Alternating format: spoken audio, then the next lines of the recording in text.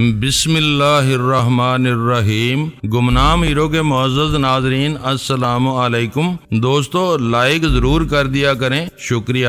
آئیے چلتے ہیں کہانی کی طرف۔ جلد از جلد اس کی قیامگاہ کا پتہ حاصل کرنا چاہ رہے ہو؟ میرے لیے تمہاری خوشنودی اب سب سے زیادہ اہم ہے۔ ابھی ہم یہی بات کر رہے تھے، غزالہ کا خیال ہے کہ تم بہت پرجوش اور سعادت مند نوجوان ہو۔ میں نے موقع پا کر اس کی مزید حوصلہ افزائی کرتے ہوئے کہا، اسی طرح لگن سے کام کرتے رہے تو بہت جلد آگے نکل جاؤ گے۔ ان خیالات کے لیے میں مادام کا شکر گزار ہوں۔ میری کوشش ہوگی کہ تمہیں کبھی مایوس نہ کروں۔ Very good over and all. اس بار میں نے رسمی اطلاع کے ساتھ گفتگو کا سلسلہ ختم کر دیا۔ شکریہ۔ غزالہ مسکراتے ہوئے بولی، آپ کی یہ عادت بہت اچھی ہے کہ ہر مناسب مشورے کو کسی ہچکچاہٹ کے بغیر قبول کر لیتے ہیں۔ اس وقت سنیل کے بجھے ہوئے دل میں نئی جان پڑ گئی ہوگی۔ محبت کے دو بول ہمیشہ کرشمہ ساز ثابت ہوتے ہیں۔ شاید تم ڈیل کارنیگی کا کوئی قول دہرا رہی ہو۔ میں نے ازراہ مذاق کہا، اسے میں نے کبھی نہیں پڑھا۔ یہ میرا تجربہ ہے جو اب تک درست ثابت ہوتا چلا آیا ہے۔ انسپیکٹر ڈیوڈ بھی این کی زبان سے ایسے دو بول سننے کے لیے ترس رہا تھا۔ میں نے ظلم کیا جو نقشب کو اس کے پیچھے لگا دیا، میں نے جواب دیا، اور غزالہ کھلکھلا کر ہنس پڑی۔ اس کے دونوں رخساروں میں گڑے نمایاں ہو گئے تھے۔ میں کمرے میں بستر پر دراز ہو گیا۔ نیند کا دور دور تک پتہ نہیں تھا۔ ذہن پر عجیب سی فکر سوار تھی۔ میں سنجیدگی سے سوچ رہا تھا کہ سورج غروب ہونے کے بعد غزالہ کے مشورے پر عمل کرتے ہوئے تفریح کے لیے نکل جاؤں گا۔ 5 بجے اپریٹس پر سنیل کا جوابی پیغام آ گیا۔ جان اسمتھ چانکیا پوری کے علاقے میں ہوٹل سمراٹ میں ٹھہرا ہوا ہے۔ وہ خبر حوصلہ افزا تھی۔ کسی گھر کے مقابلے میں ہوٹل کے کمرے تک رسائی آسان تھی۔ اپنے اپنے کاموں میں مصروف عملے کی آنکھوں میں دھول جھونک کر آدمی ایک بار اپنے حریف کے کمرے میں داخل ہو جائے تو کامیابی کی راہ میں کوئی رکاوٹ حائل نہیں رہتی۔ ضرورت اس بات کی ہوتی ہے کہ بند کمرے میں کوئی آتشی ہتھیار استعمال نہ کیا جائے جس کی پرشور آواز ایک بار مردوں کو بھی صاف آراہ ہونے پر مجبور کر سکتی ہے۔ کسی بے آواز ہتھیار سے حریف کو آسانی سے زیر کیا جا سکتا ہے۔ اچھی خبریں آ رہی ہیں اور آپ کو شکوہ ہے کہ اب تک کچھ نہیں ہوا، غزالہ نے کہا۔ ہندی کی ایک پرانی کہاوت ہے کہ جب تک سوئم نہ ہو جائے جاٹ کو مردہ نہیں سمجھنا چاہیے۔ یہاں سوئم تو دور کی بات ہے، ہم ابھی تک دشمنوں کے انتقال کے رسمی اعلان کا انتظار کر رہے ہیں۔ بہرحال کل کچھ نہ کچھ کیا جائے گا۔ چائے پینے کے بعد میں نے دھیرے دھیرے روانگی کی تیاری شروع کر دی۔ میں محتاط تھا کہ غزالہ کو مجھ پر تند کرنے کا کوئی موقع نہ مل سکے، اور وہ بیچاری زبان بند کیے پوری طرح میری مدد کر رہی تھی۔ اس کی کوشش تھی کہ میں مکمل تیاری کے بغیر کمرے سے نہ نکلوں۔ 7 بجے میں غزالہ کی پیشانی پر الوداعی بوسہ ثبت کر کے کمرے سے روانہ ہو گیا۔ ہوٹل کے کمرے تک پہنچنے کی خطرناک سہولت کے پیش نظر میں نے اسے سمجھا دیا تھا کہ واپسی پر میں دروازے پر 3 بار دستک دوں گا۔ اس شناخت کے بغیر وہ بے فکر ہو کر دروازہ نہ کھولے۔ باہر اندھیرا پھیل چکا تھا، ہر طرف روشنیوں کا سیلاب آیا ہوا تھا۔ ہوٹل کی لابی اور راہداریاں بھرنے لگی تھیں، لیکن رونق کچھ پھیکی سی تھی۔ اسے شباب پر آنے کے لیے مزید کچھ وقت درکار تھا۔ میں اکیلا تھا، کسی کی پرواہ کیے بغیر ہوٹل کے تمام گوشوں میں چکراتا رہا۔ میں نے محسوس کیا کہ آزادانہ انداز میں گھومتے ہوئے میرا ذہنی ازملال تیزی سے چھٹ رہا تھا۔ ویسے تو ہوٹل کے کافی ہاؤس سے ریستوران تک ہر جگہ چہل پہل تھی، لیکن بار میں چیدہ چہروں کا اجتماع نظر آ رہا تھا۔ ان میں اکثریت سفید فاموں کی تھی۔ حسین چہروں اور مخمور نگاہوں والی کئی لڑکیاں وہاں اکیلی بھی نظر آ رہی تھی، جنہیں آخر کار اس شام کا کوئی نہ کوئی ساتھی مل جانا تھا، لیکن میرے لیے وہ بار بے مصرف تھا۔ شراب نوشی سے تائب ہونے کے بعد مجھے میں قدوں کے بوجھل ماحول سے وحشت ہونے لگی تھی۔ جلے ہوئے تمباکو اور الکوہل کی ملی جلی تیز بو اور دھیمی مغربی موسیقی کو بار میں چھوڑ کر میں سب سے آخر میں بال روم میں پہنچا تو وہاں شام کے استقبال کی تیاریاں مکمل تھیں۔ دیوار کے ساتھ آرکسٹرا موجود تھا، مگر اس وقت پوشیدہ اسپیکروں پر ہلکی دھن گونج رہی تھی۔ فلور خالی تھا، اس کے گرد پڑی ہوئی صرف چند میزیں آباد تھیں جن پر جوڑے براجمان تھے۔ میں جائزہ لے کر وہاں سے بھی نکل آیا۔ میرے لیے ہوٹل کا بال روم سب سے بہتر تھا۔ میرا خیال تھا کہ میں مزید نصف گھنٹہ گزارنے کے بعد وہاں پہنچوں گا تو مہمانوں کی تعداد اتنی بڑھ چکی ہوگی کہ کوئی خاص طور پر میری طرف دھیان نہیں دے گا۔ ہوٹل کی حدود میں اور اس سے باہر اس قدر مصروفیات موجود تھیں کہ وہاں کئی گھنٹے بھی آسانی سے گزارے جا سکتے تھے۔ میں سگریٹ پھونکتا ہوا مسلسل ٹہلتا ہی رہا اور پھر 8 بجے کے قریب بال روم کی طرف ہو لیا۔ وہاں رنگ جمنا شروع ہو گیا تھا، آرکسٹرا بج رہا تھا۔ چند جوڑے ہاتھوں میں ہاتھ ڈالے تو بھی فلور پر الکورے لے رہے تھے۔ آباد میزوں کی تعداد بڑھ چکی تھی، مگر بیشتر میزیں خالی تھیں۔ ان میں سے بعض پر ریزرویشن کی تختیاں رکھی ہوئی تھیں۔ میں عقابی نظروں سے حال کا جائزہ لینے کے بعد ایک دور افتادہ میز کے گرد جا بیٹھا۔ بال روم کی آباد میزوں پر بانت باندھ کی بوتلیں، پیمانے اور گلاس نظر آ رہے تھے، مگر حال کی کشادگی کی وجہ سے فضا میں کسی قسم کے بوجھل پن کا احساس نہیں تھا۔ ویٹر آیا اور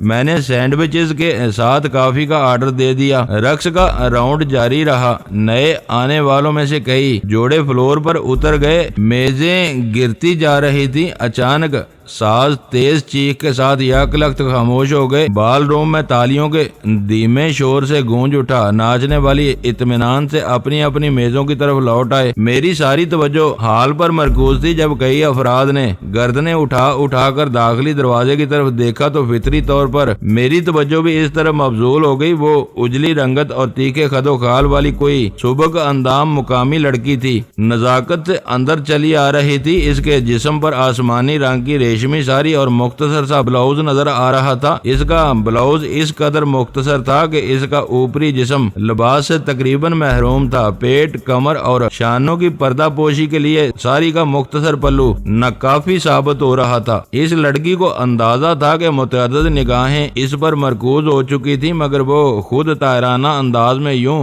حال کا جائزہ لے رہی تھی جیسے اسے کسی خاص شخص کی تلاش ہو۔ 2 خالی میزوں کے درمیان رک کر اس نے اپنی ریسٹ واچ پر نگاہ ڈالی۔ یک مرتبہ پھر بال روم پر نظریں دوڑائیں، پھر وہ میری طرف بڑھنے لگی۔ میں کبھی بھی پارسا نہیں رہا تھا، لیکن کبھی آوارگی کے شوق میں بھی مبتلا نہیں رہا تھا۔ اس دلکش اور بے حجاب لڑکی کو اپنی طرف آتا ہوا دیکھ کر بے اختیار میرے دل کی دھڑکنیں تیز ہو گئیں۔ مجھے پورا یقین تھا کہ وہ میری طرف متوجہ نہیں تھی، کچھ آگے بڑھنے کے بعد اپنا رخ تبدیل کر لے گی۔ وہ آخری میز کے قریب سے گزر کر میری میز کے قریب آ کر کھڑی ہو گئی تو میں بوکھلا گیا۔ اس نے مسکراتے ہوئے بجلیاں سی گرائیں اور دھیمی مترنم آواز میں بولی، آپ کو اعتراض نہ ہو تو میں کچھ دیر کے لیے یہاں بیٹھ جاؤں؟ ضرور بیٹھے، میں نے خوشی سے جواب دیا۔ میں اکیلا بیٹھا بور ہو رہا ہوں۔ وہ ساری سنبھالتی ہوئی میرے سامنے والی کرسی پر بیٹھ گئی۔ بہت بہت شکریہ، اب میں آرام سے اشوک کا انتظار کر سکوں گی۔ یہ اشوک کون ہے؟ میں اخلاقاً سوال کرنے پر مجبور ہو گیا۔ میرا دوست ہے، اس نے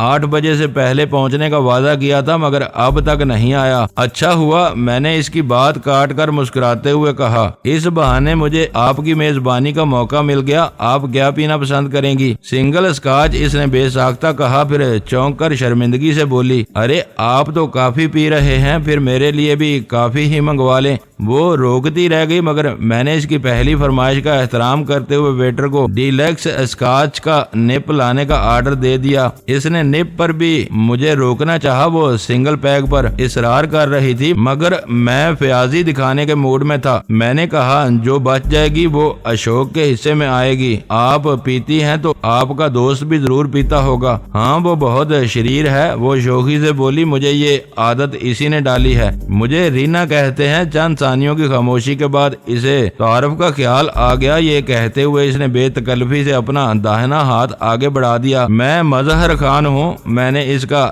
نرم اور گداز ہاتھ تھام لیا۔ اس نے آہستگی سے میرا ہاتھ دبایا اور چھوڑ دیا۔ میرے ذہن میں چرخی چلنے لگی۔ وہ پورا حال چھوڑ کر میری میز پر آئی تھی۔ اس نے میرے ساتھ بیٹھ کر اسکاچ پینے کی خواہش ظاہر کی تھی۔ تعارف کے بعد ہاتھ ملانے میں خود پہل کی تھی۔ مغرب میں بھی تعارف کرانے کے بعد عورت ہاتھ ملانے میں پہل نہ کرے تو اسے معیوب تصور نہیں کیا جاتا۔ رینا مقامی لڑکی تھی اور بہت بے باک تھی۔ وہ دانستہ مجھے بے تکلفی کی راہ دے رہی تھی۔ آپ سوچ رہے ہوں گے کہ حال میں ابھی کئی میزیں خالی ہیں، پھر میں آپ کے ساتھ کیوں بیٹھی ہوں؟ یہ بہت فطری سوال ہے، میں نے ہنستے ہوئے کہا۔ میں کسی موضوع جواب کی تلاش میں ہوں۔ میں اکیلی بیٹھتی تو اگلے راؤنڈ کا اعلان ہوتے ہی لوگ ڈانسنگ پارٹنر بنانے کے لیے میرے پاس آنے لگتے۔ میں اپنے بدن پر اجنبی ہاتھوں کے لمس کو پسند نہیں کرتی۔ اس میز پر کوئی مجھے تنگ نہیں کرے گا۔ اکیلی میز پر میں انکار کرتے کرتے عاجز آ جاتی۔ میں نے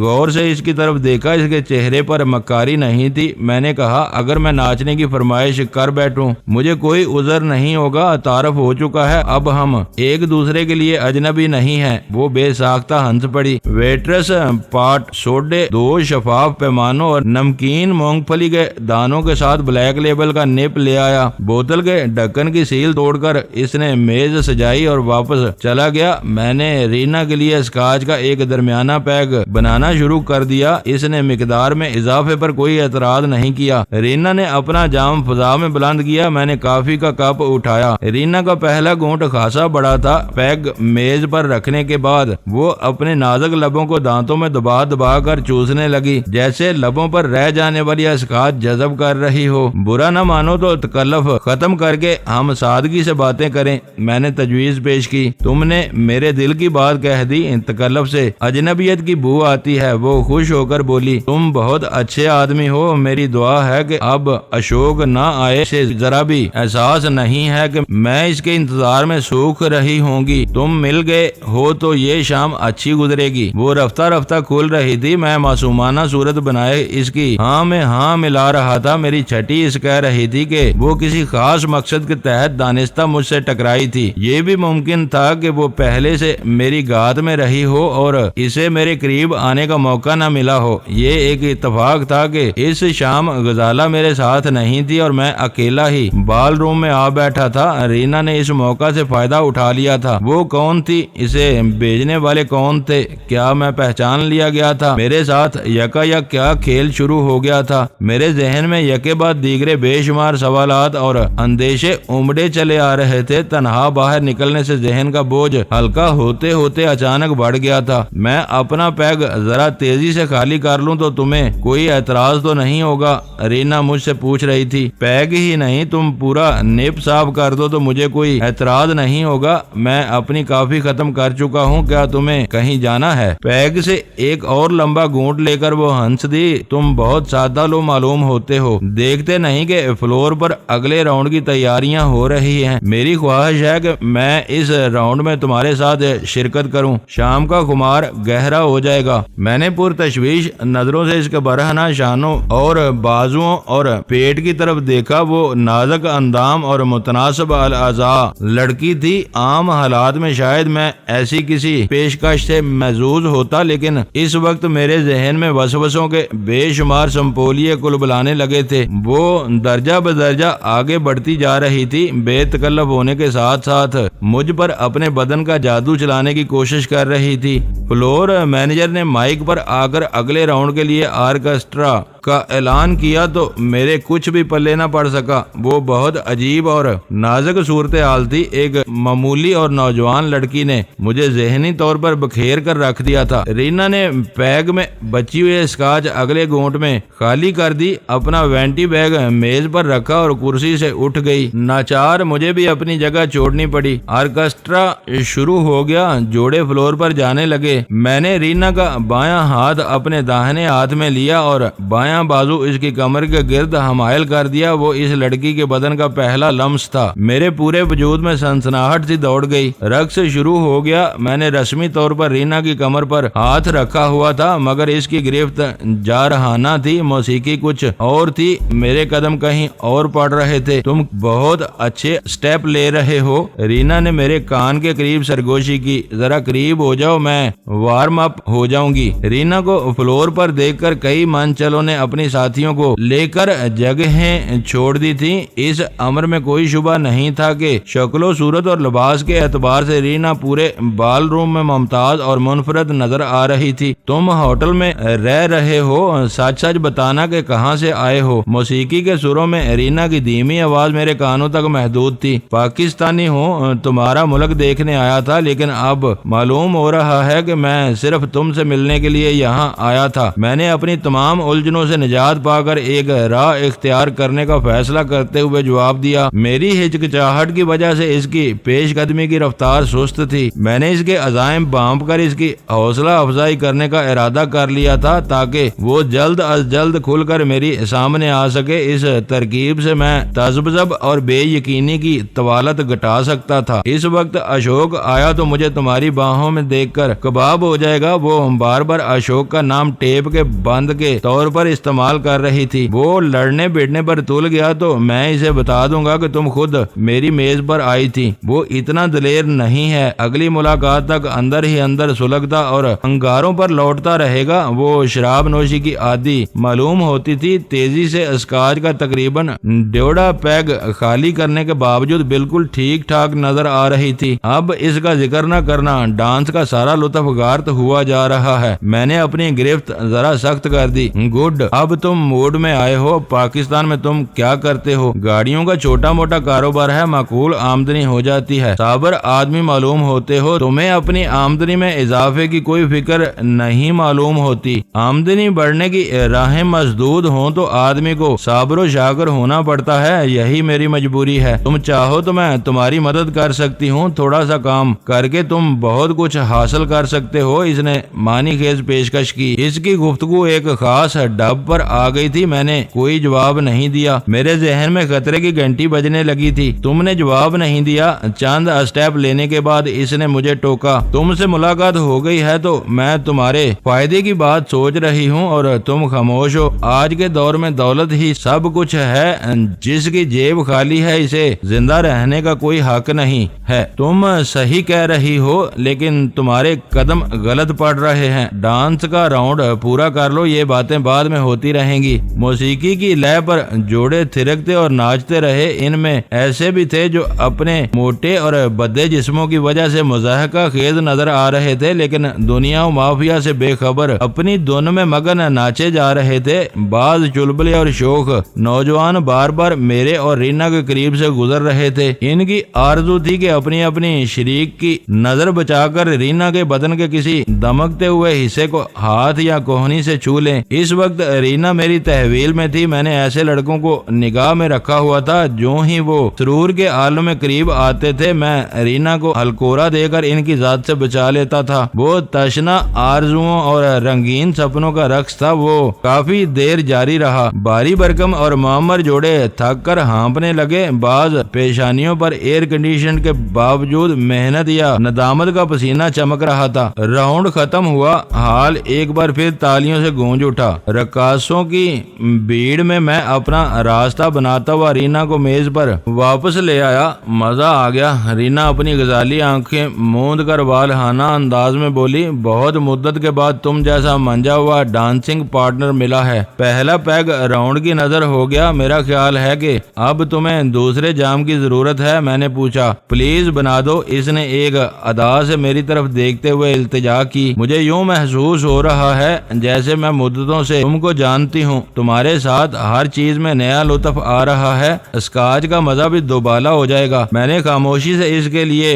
دوسرا پیگ تیار کر دیا۔ مجھے کوئی امید تھی کہ وہ سیال میدے میں اترنے کے بعد رینا اپنے عزائم کے بارے میں زیادہ آزادی اور روانی سے بولنا شروع کر دے گی۔ تم ہوٹل کے کس کمرے میں ٹھہرے ہوئے ہو؟ اس نے دوسرے پیگ سے ایک ہلکا سا گھونٹ لے کر پوچھا۔ بھول کر بھی ادھر کا رخ نہ کرنا، میں نے بکھلا کر کہا۔ میرے ساتھ ایک خاتون بھی آئی ہوئی ہے۔ اس نے میری ذات میں تمہاری دلچسپی کا ذرا بھی اندازہ کر لیا تو وہ کوئی لحاظ کیے بغیر ہاتھا پائی پر اتر آئے گی۔ تم بہت شائستہ اور سلجھے ہوئے آدمی ہو، ایسی عورت کے ساتھ تمہارا گزارا کیسے ہوتا ہے؟ اس نے حیرت ظاہر کی۔ آدمی اپنی بیوی کا تیز لہجہ تک برداشت نہیں کرتا، غیر عورت کے سارے نخرے اٹھا لیتا ہے۔ اس ہوٹل کا ایک کمرہ میرے پاس ہے، میں یہ پیگ ختم کر لوں، پھر ہم اوپر چل کر اطمینان سے باتیں باتیں کریں گے۔ تمہارا گھر کہاں ہے؟ اس بار میں اپنے تجسس پر قابو نہ رکھ سکا۔ میں گریٹر کیلاش 1 میں رہتی ہوں۔ رینا نے دہلی کے ایک مہنگے رہائشی علاقے کا نام لیا۔ جس دن اشوک سے ملنا ہوتا ہے تو میں کمرہ بک کرا لیتی ہوں۔ اس کمرے میں گزارا ہوا وقت ہمیشہ یادگار ثابت ہوتا ہے۔ آج تم بھی یہ تجربہ کر لو گے۔ تم کہہ رہی تھی کہ اشوک تمہارا دوست ہے۔ میرے اندازے کے مطابق تم شادی شدہ نہیں ہو۔ اشوک سے ایسے آزادانہ میل جول پر تمہارے ماں باپ تم کو نہیں روکتے۔ احتیاط کے باوجود میرے لہجے میں ہلکی سی ملامت در آئی تھی۔ پاپا کی میری عمر کی لڑکیوں سے دوستی ہے، وہ پارٹیوں میں انہیں گھر بلاتے ہیں، میں انہیں نہیں ٹوکتی تو وہ مجھے کیوں روکیں گے؟ مما بیچاری فالج کی مریض ہیں، وہ اوپر اپنے کمرے میں پڑی رہتی ہیں۔ ان کی دیکھ بھال کے لیے ایک نرس دن رات ان کے ساتھ رہتی ہے۔ رینا نے کسی ندامت کے بغیر بتایا۔ ویسے تمہیں راز کی ایک بات بتا دوں، پاپا کو یہ پتا نہیں ہوتا کہ میں اشوک سے ملنے جا رہی ہوں۔ وہ سمجھتے ہیں کہ میں اپنی پرانی سہیلیوں کے ساتھ وقت گزارنے کے لیے گھر سے نکلتی ہوں اور رات ہر حال میں اپنے گھر میں گزارتی ہوں۔ میرے پاس اس کی سنائی ہوئی کہانی پر شبہ کرنے کی کوئی وجہ نہیں تھی۔ وہ اپنے چہرے مہرے اور لباس سے آسودہ حال نظر آ رہی تھی۔ وہ بہت دھیرے دھیرے پیتی رہی اور اپنے بارے میں باتیں کرتی رہی۔ اس دوران میں کئی مرتبہ وہ تضاد بیانی کا شکار ہوئی، لیکن میں نے اسے کہیں نہیں ٹوکا۔ وہ بول رہی تھی اور میں خاموشی سے سن رہا تھا۔ اس کے معدے میں اترتی ہوئی مزید اسکاچ نے اپنا رنگ جمانا شروع کر دیا تھا۔ مجھے یقین تھا کہ میری کسی جرا کے بغیر وہ تھوڑی دیر بعد سچ بولنا شروع کر دے گی۔ وہ کافی دیر تک اپنی رو میں کھوئی رہی۔ اچانک اسے ایک ادھورا موضوع یاد آ گیا اور اس نے تنک کر کہا، تم نے ابھی تک میری بات کا جواب نہیں دیا۔ کس بات کا؟ میں نے حیرت اور معصومانہ سادگی سے پوچھا۔ میں نے تمہیں فاضل آمدنی کی پیشکش کی تھی، یہاں سے یہ رشتہ جڑ گیا تو تم اس بہانے دہلی آتے جاتے رہو گے۔ جب تک تفصیل کا پتہ نہ چلے میں کچھ نہیں کہہ سکتا۔ میں نے ایک گہرا سانس لے کر جواب دیا، ہو سکتا ہے کہ کام میرے بس سے باہر ہو، بہت معمولی سا کام ہوگا اور اس کا معقول معاوضہ ملے گا۔ رینا نے مجھے یقین دلایا۔ تم اتنی رازداری کیوں برت رہی ہو؟ کام بتا دو تاکہ میں آسانی سے فیصلہ کر سکوں۔ وہ متذبذب نظر آنے لگی، پھر میری طرف جھک کر رازدارانہ لہجے میں بولی، ابھی اوپر چل کر بات کریں گے۔ میں بھی اسی لیے خاموش تھا۔ اہم باتوں پر سرے عام تبادلہ خیال نہیں کیا جاتا۔ میں نے بوتل میں بچی ہوئے اسکاچ کی طرف اشارہ کیا مگر رینا نے سختی سے انکار کر دیا۔ اس نے وہ بوتل اسی طرح اپنے وینٹی بیگ میں ڈال لی۔ میں نے ویٹر کو بل لانے کا اشارہ کر دیا۔ رینا اپنے پیگ سے ہلکی ہلکی چسکیاں لیتی رہی۔ رینا کا جام خالی ہونے سے پہلے میں بل ادا کر چکا تھا۔ وہ کرسی سے اٹھتے ہوئے اس کے قدموں میں ہلکی سی ڈگمگاہٹ تھی۔ میں اسے سہارا دے کر بال روم سے باہر لے آیا اور پھر لفٹ کی طرف چل دیا۔ اس نے ہوٹل کی 4تھی منزل پر کمرہ لیا ہوا تھا جس کی چابی اس کے وینٹی بیگ میں پڑی ہوئی تھی۔ ہوٹل کے سارے کمرے یکساں تھے۔ رینا نے کمرے میں پہنچتے ہی پیروں سے سینڈل اتارے اور بستر پر گر گئی۔ اس کی ساری کا پلو نیچے گر چکا تھا۔ اوپری دھڑ پر مختصر سے بلاؤز کے سوا کچھ نہیں تھا۔ اس نے مضبوطی سے میرا ہاتھ تھام کر مجھے بستر پر بٹھا لیا۔ کام کے بارے میں میرے انکل ہی کچھ بتائیں گے۔ اس نے مخمور آنکھیں میرے چہرے پر جما کر ہلکی سی لکنت کے ساتھ کہا، تم مجھے اپنی رضامندی کا ہلکا سا اشارہ دو تو میں تمہاری اور ان کی ملاقات کا بندوبست کر سکتی ہوں۔ وہ بہت نفیس آدمی ہیں، تم ان سے مل کر خوش ہو جاؤ گے۔ تمہارے انکل؟ میں نے الجھن امیز لہجے میں پوچھا۔ وہ کون ہیں؟ کیا کرتے ہیں؟ بہت بڑے سرکاری افسر ہیں، صدر اور وزیر اعظم سے لے کر کلرک اور چپراسی تک ان کی عزت کرتے ہیں۔ نام کیا ہے ان کا؟ رینا کے آخری انکشاف نے مجھے بری طرح چونکا دیا تھا، لیکن میں نے اپنے لب و لہجے سے حیرت کا اظہار نہیں ہونے دیا۔ انیل بسواس۔ رینا کے وہ الفاظ پگھلے ہوئے شیشے کی طرح میرے کانوں میں اترتے چلے گئے۔ رینا بلا شبہ پرکشش لڑکی تھی۔ اس کی گوری رنگت، دلکش خدوخال اور نازک سے بدن نے بال روم میں موجود بہت سے لوگوں کی توجہ مبذول کرا لی تھی۔ اس پر اس کا فیشن زدہ اور مشرقی معیار کے مطابق ناکافی لباس سونے پر سہاگے کا کام کر رہا تھا۔ وہ کوائف اس وقت کے تھے جب وہ متجسس نظروں سے پورے بال روم کا جائزہ لیتی ہوئی خرامہ میری میز کی طرف آئی تھی۔ اپنے کمرے میں موجود شاہانہ بستر پر بے پروایانہ انداز میں گرنے تک رینا میں خاصی تبدیلیاں آ چکی تھیں۔ بلیک لیبل کے 3 معیاری پیک سے زیادہ اسکاچ اس کے معدے میں اترنے کے بعد اس کی ہرنی جیسی آنکھوں میں اپنے آنکھیں سرخ ڈورے دکھا رہی تھی۔ اس نے مضبوطی سے میرا ہاتھ تھاما ہوا تھا۔ اس کے اقداس، ہاتھ کے لمس اور جسمانی قرب کی وجہ سے میرے ذہن پر ہلکی سی کوہر چھانے لگی تھی۔ دوستو ویڈیو کو لائک ضرور کر دیا کریں۔ ISI پاک آرمی زندہ باد، پاکستان پائندہ باد۔ معزز ناظرین، اپنا خیال رکھیے گا اور اپنے اس چینل کا بھی شکریہ۔